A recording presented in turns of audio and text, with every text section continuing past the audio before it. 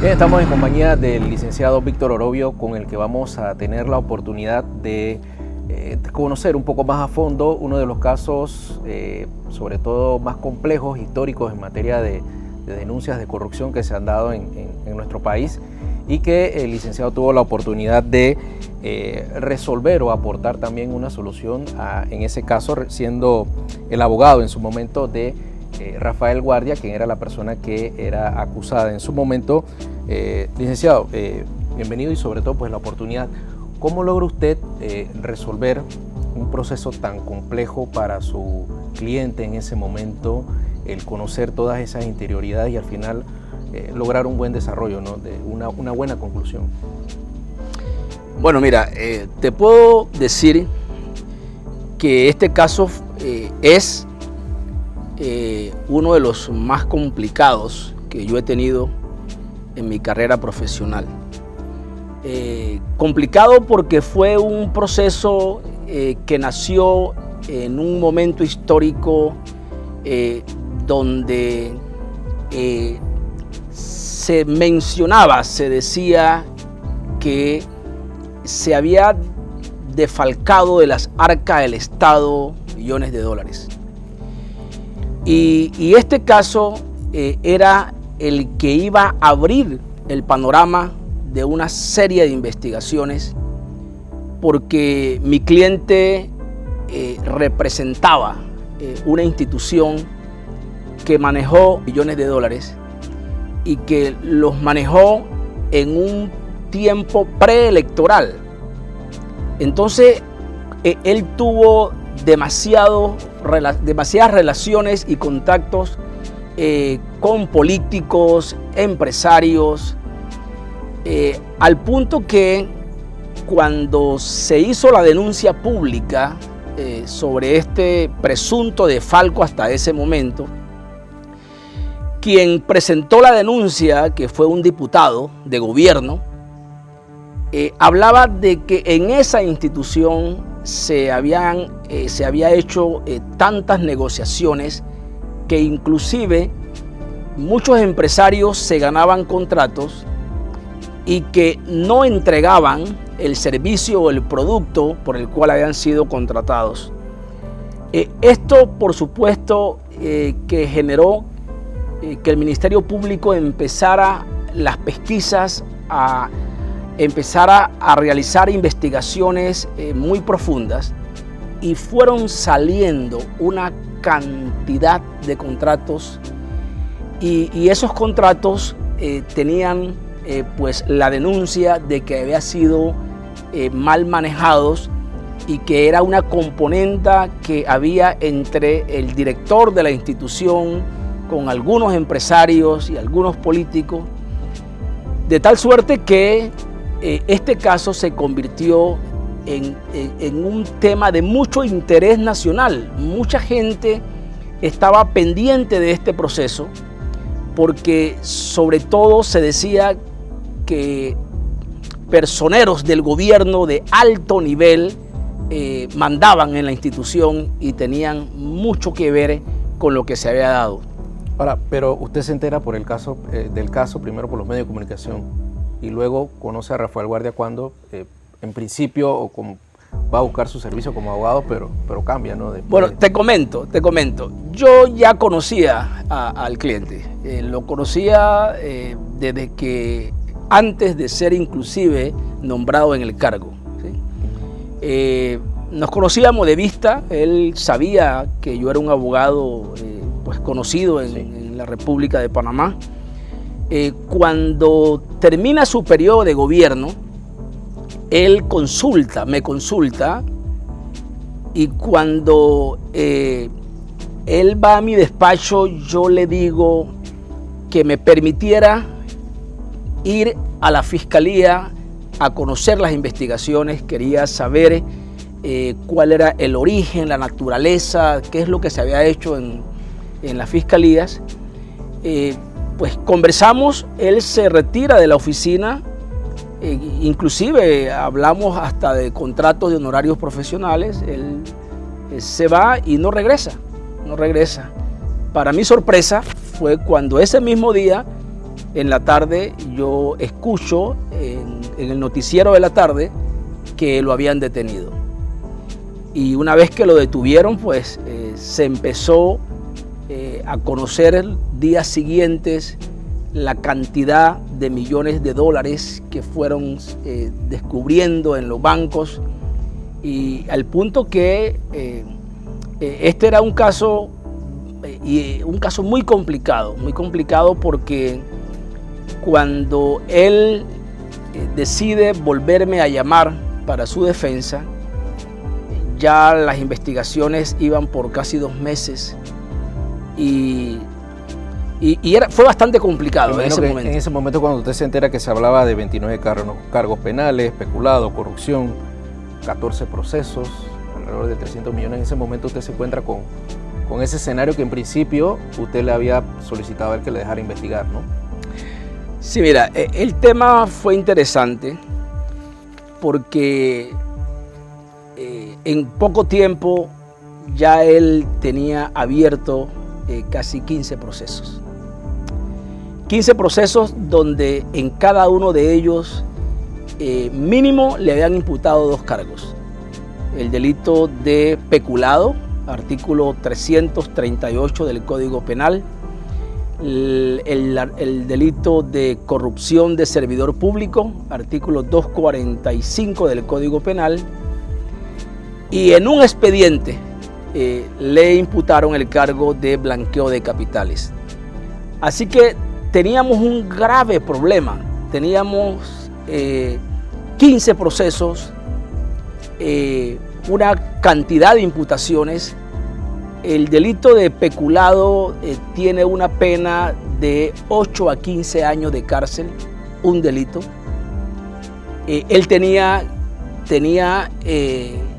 14 imputaciones por peculado, así que si tú sumas la pena mínima y la vas multiplicando por los expedientes, eso era algo astronómico. Tenía un delito de blanqueo de capitales tipificado en el artículo 254 del Código Penal, que tiene una pena de 5 a 12 años de cárcel. Así que cuando yo fui a hablar con él, el escenario era complicado porque iba a hablar frente a una persona que de acuerdo a nuestra legislación podía enfrentar una pena hasta de 50 años de cárcel. Ahora, ¿cómo logra usted, digamos, no sé si el término correcto sería sintetizar esto, o usted realiza una investigación que le permite buscar una jurisprudencia que le permitiera ayudar a su cliente? No, mira, en ese momento era complicado. En ese momento era complicado porque se mencionaba o se hablaba de tantas investigaciones. Estaba muy de moda el tema de transparencia internacional. Inclusive en Panamá contábamos con la presencia del señor José Ugaz, un personaje en el Perú que ayudó a desmantelar una estructura criminal montada en la época del expresidente Fujimori. Y en ese momento se conversaba que Panamá no tenía la estructura legal para resolver estos casos. También estaba en ese momento en fama los casos de Odebrecht. Entonces, enfocar el tema en ese momento para darle una solución, pues a mí me costó mucho. Y sobre todo crean nuevas fiscalías, ¿no? También durante el proceso. Exactamente. Se crearon 3 fiscalías exclusivamente para ver este caso y los que seguirían, porque, como te digo, los medios de comunicación tenían tanto interés que todos los días salía una denuncia nueva. Entonces ya se conocía que iban a haber cantidad de procesos y se crearon estas fiscalías especializadas para investigar estos casos.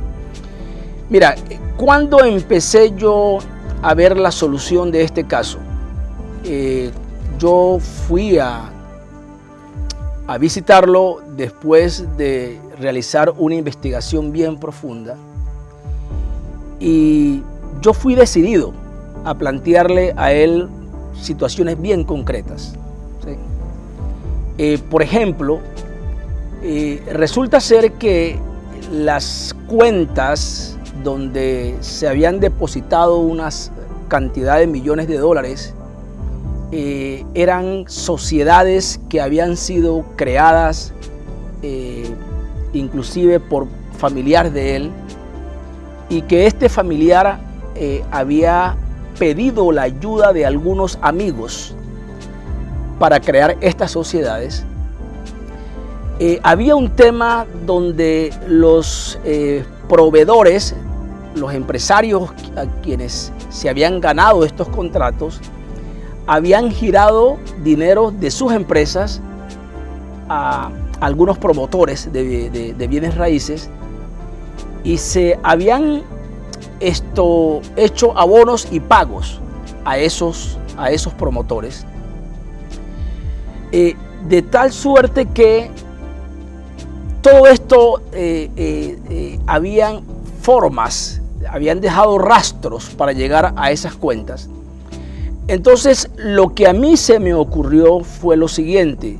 Yo conversé con él y le dije que las huellas o los rastros para que la fiscalía llegara a conocer que él era el destinatario final de todos esos fondos, no había manera de eliminarlas, ¿no?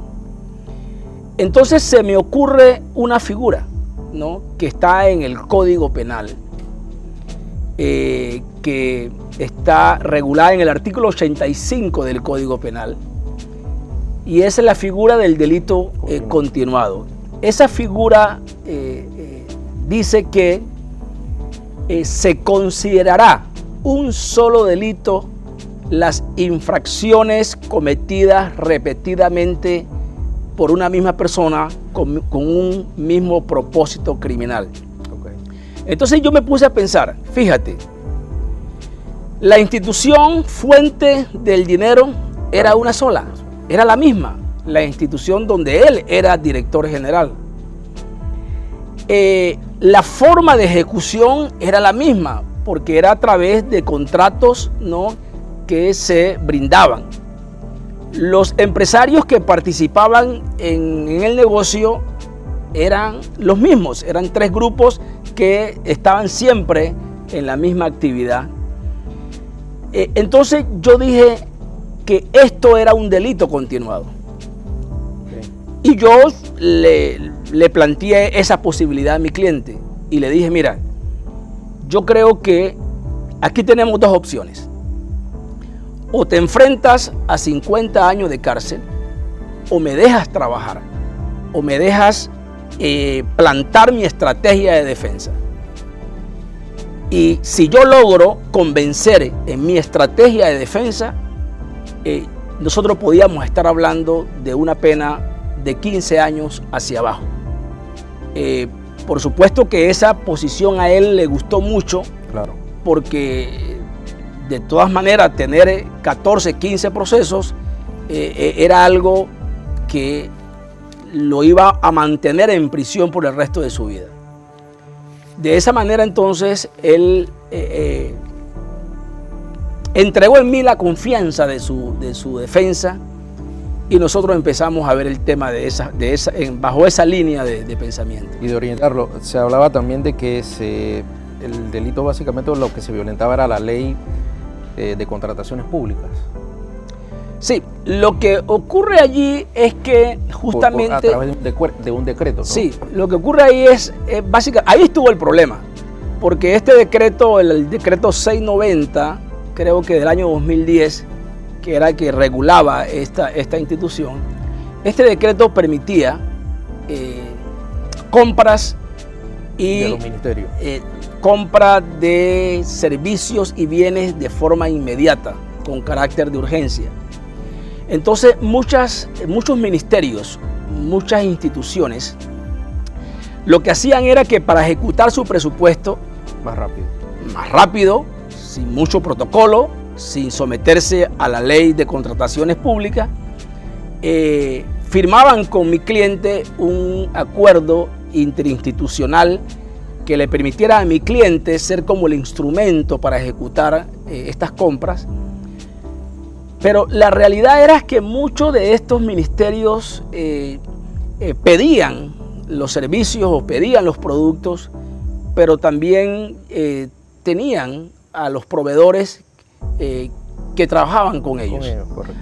Así que esto fue justamente lo que pasó, porque al usar el método establecido en este decreto, pues hubo una cantidad de negociaciones y pues allí estuvo entonces la forma más fácil del Ministerio Público poder encontrar el resultado. Fue complicado el tema de mencionar los ministros al momento de cooperar con el sistema de justicia.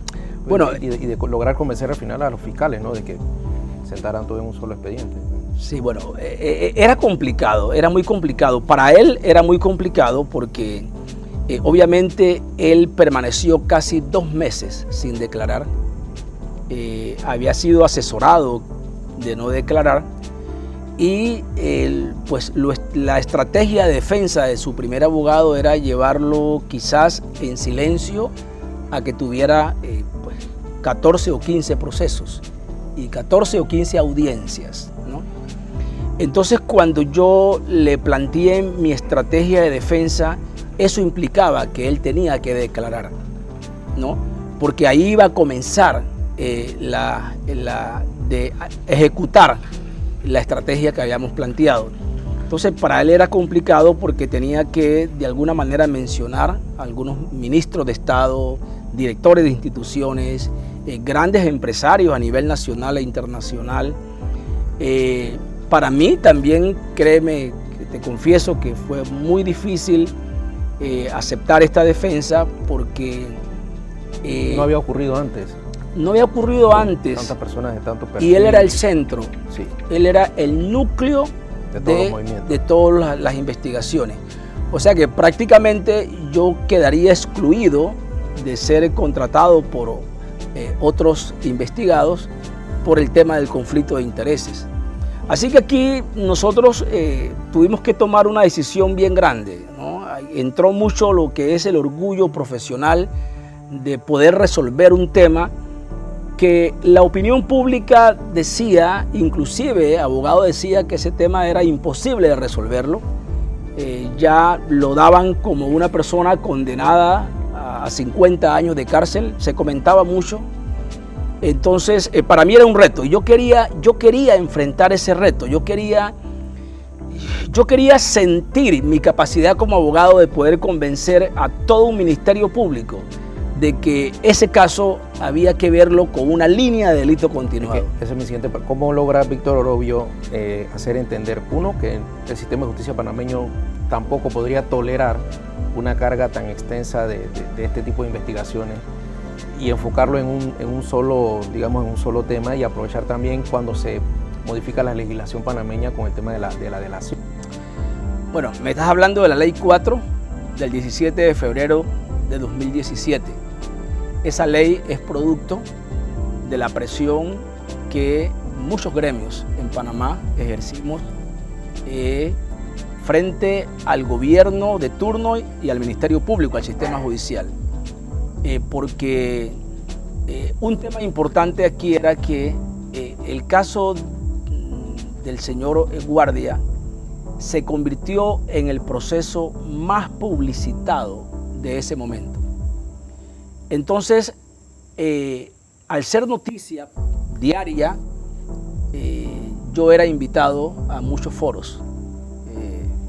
Los medios de comunicación más importantes en el país constantemente me estaban invitando a debates. Y yo recuerdo que ahí coincidíamos con muchas personas de la sociedad civil, inclusive coincidíamos con expositores internacionales o personajes de opinión pública a nivel internacional, y el tema siempre, el tema obligado era cómo dotarle a Panamá de un instrumento legal que pudiera hacerle frente a estas investigaciones. Entonces, siempre tomábamos el caso del Perú cómo se había resuelto y con qué instrumento legal. Y eso hizo que el Ministerio Público y el Ejecutivo presentaran el proyecto de ley que fue avalado por muchos y tuvimos pues finalmente que la Asamblea de Diputados la aprobó y el presidente la sancionó. Esa ley permitía justicia realmente, ¿no? Porque al final el Estado lo que busca es recuperar sus bienes y... Sí, permitía justicia, pero también, sí, claro, por supuesto que sí. El debate era que esta ley también le iba a facilitar el camino al Ministerio Público para llegar a investigados donde sin esta ley le era más complicado, más difícil, porque esta ley lo que en su esencia buscaba era un acuerdo, una negociación con el imputado. Una vez se promulgó la ley, yo le estaba brindando informaciones permanentes a mi cliente, ¿no? Y ya antes que se promulgara la ley, ya sabíamos lo que íbamos a hacer. Ya tenía preparado todo mi escenario, al punto que en el momento que yo me enteré que el presidente había sancionado este instrumento legal, al día siguiente yo le estaba presentando una propuesta de acuerdo al Ministerio Público. El tema era que era un caso inédito. El asunto era que al principio los fiscales no visualizaban la solución. No están acostumbrados tampoco a este manejo, ¿no? Exactamente. Entonces, cuando yo les presento el caso y sustento con teorías, con doctrina, el tema de que mi cliente debía ser investigado y debía ser juzgado por un delito de peculado, por un delito de corrupción de servidor público y por un delito de blanqueo de capitales. Que las negociaciones tenían que basarse en esos tres delitos y que el resto de los procesos el Ministerio Público tenía que renunciar a ellos. Cuando yo presenté esa propuesta, por supuesto que me llamaron a una reunión. Y en esa reunión yo sentí que estaba perdido, porque cuando los fiscales hablaban, lo hacían de una forma donde no veían en su mente esa solución. Lo que me dijeron fue que ellos podían revisar los expedientes y hacer una rebaja, pero por expediente. Y que aún así, dándole lo mínimo que le podía corresponder por cada delito, pues al multiplicarlo, eso llegaba casi a 100 años de cárcel. Entonces, yo les insistía que este tema, para poderlo resolver, tenía que ser con la participación del despacho superior. Me refiero a la procuradora en ese momento. Entonces, en esas reuniones que dábamos, que ellos me pidieron que ampliara sobre el tema del delito continuado, que tratara de profundizarlo más, y que iban a consultar entonces con el despacho superior. Posteriormente, en otra reunión, ya sentí un ambiente más favorable, ¿no? Inclusive recuerdo que uno de los fiscales lanzó una expresión como que, licenciado, lo que usted está pidiendo es muy ambicioso, ¿no? Pero nosotros podríamos considerar, ¿no? Y yo escuché cuando él mencionó la cifra de 15 años. Cuando yo escuché esa cifra, mantuve la calma, la serenidad, con una inteligencia emocional increíble, pero internamente estaba muy feliz. Claro. Estaba contento porque ya de 50 años iba por 15, o por lo menos ya había la intención. Mira, te cuento que... ¿Cómo logra usted insistir y persuadir entonces a los fiscales inclusive usted presenta una mejor propuesta, ¿no? Sí, claro. No, yo les vendía a mi cliente como yo se lo vendía como el hombre que le iba a solucionar a ellos el resto de los casos, todas las investigaciones. yo le vendía a mi cliente como alguien indispensable. Yo quería que ellos vieran que mi cliente era importante, pero más que era importante en las investigaciones, también tenía la intención de quedar como un abogado que pudo convencer, ¿no? Otro tema que no puede quedar fuera de esta conversación es que ya teníamos una cantidad de fiscales por cada investigación. Sí. O sea que estas eran reuniones, un abogado frente a 5, 6, 7 fiscales. Entonces, para mí era muy importante que ellos entendieran que estas conductas eran repetitivas, que infringían una misma disposición legal, que tenían un mismo propósito criminal, ¿no? Y que era un solo delito el que se debía investigar. Y por ese solo delito debíamos llegar al acuerdo que yo estaba proponiendo. Inicialmente te comento que mi propuesta fue de 48 meses.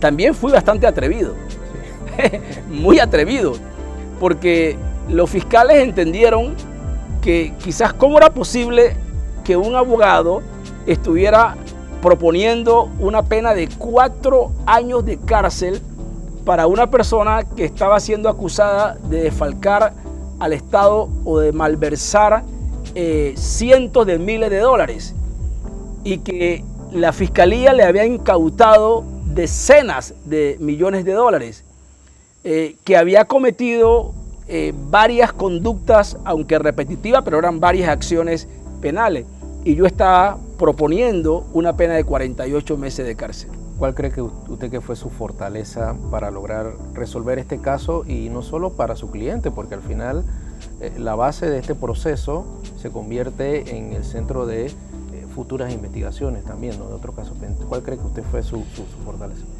Mira, yo creo que aquí imperó lo que es la competencia. Yo creo que los abogados tenemos que ser competentes.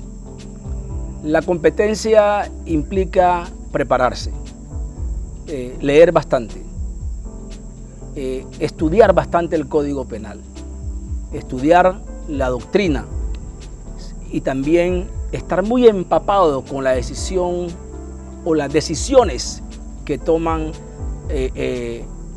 los magistrados en el pleno de la Corte Suprema de Justicia o en las salas. Eso es muy importante, ¿no?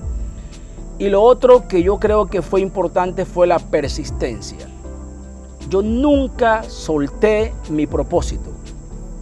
Yo sabía que este tema lo iba a resolver, y yo quería quedar como el abogado que había convertido en posible lo que para muchos era imposible, inclusive para el Ministerio Público. Fue el primer caso, ¿no? que se logra este beneficio para todos, para, llámese clientes, sistema de justicia. Bueno, lo que te puedo decir es que es único en Panamá. Nunca antes se había dado un caso así. Jamás existe en los antecedentes de las fiscalías un acuerdo que al final, que es importante que se diga de una vez, al final cerramos en 5 años. Al final el acuerdo fue que mi cliente sería condenado a 5 años de cárcel. Por supuesto que tuvimos que entregar varios millones de dólares, tuvimos que entregar muchas propiedades, eso fue parte del acuerdo, pero que sería sancionado en un solo proceso a 5 años de cárcel. Y el resto de los 14 procesos, el Ministerio Público los retiró los cargos, o no siguió en la imputación o en el juzgamiento. Entonces, esto fue algo que quedará en la historia, y la verdad que bueno que haya estos antecedentes que implican que sí se puede lograr grandes cosas cuando se tiene la competencia y el abogado cuando es persistente en su defensa. Licenciado, al final, sus conclusiones, ¿cómo se siente usted de haber sido parte de este proceso? Más allá de ser su cliente, usted es un hombre de leyes, de haber formado parte de la historia y de lograr resolver un caso que se veía a todas luces bastante complicado. Bueno, mira, yo siento que este es como el resultado de un proceso que se ha venido acumulando durante muchos años. Yo desde que me convertí en abogado, desde que obtuve mi idoneidad para ejercer la profesión en la República de Panamá, y yo siempre he tenido una mente de éxito, una mente positiva. Entonces esto es una gran satisfacción. ¿Y por qué una gran satisfacción? Porque cuando tú logras hacer lo que otros no pueden, no es tanto que te llenes de prepotencia o te llenes de arrogancia. Simple y sencillamente que tú en lo interior te aplaudes a ti mismo del esfuerzo que le metes a los temas y cómo los logras. Por supuesto que para mí es una gran alegría y profunda alegría. ¿Por qué? Porque este cliente, cuando él pensó en mí al principio, conversamos, quizás no le gustó mis honorarios, no le gustó la cuantía, porque él se fue y quedó en regresar a firmar el contrato de honorarios. Pero se fue a la firma de un abogado muy reconocido en la República de Panamá, y fue su primer abogado, ¿sí? Cuando el cliente se dio cuenta que esa línea de defensa que le estaban llevando no era la adecuada para él, regresó donde mí. Y también porque cuando se le consultaba a cualquier abogado, muchos le decían a los familiares de este cliente que él no iba a salir de la cárcel, que ese caso estaba perdido. Entonces nosotros hicimos posible lo que era imposible. Y yo creo que cualquier ser humano en unas circunstancias como esa se siente muy satisfecho, muy contento y muy orgulloso de ser abogado. Muchas gracias, licenciado Víctor Orobio, por compartir con nosotros y ampliar un poco más lo que es este caso. Vamos a tratar de más adelante seguir conversando de otros procesos también, ¿no? Interesantes que usted ha manejado y también de que nos continúe pues aportando esta serie de temas legales, ¿no? Para el conocimiento público. Muchas gracias. Muchas gracias.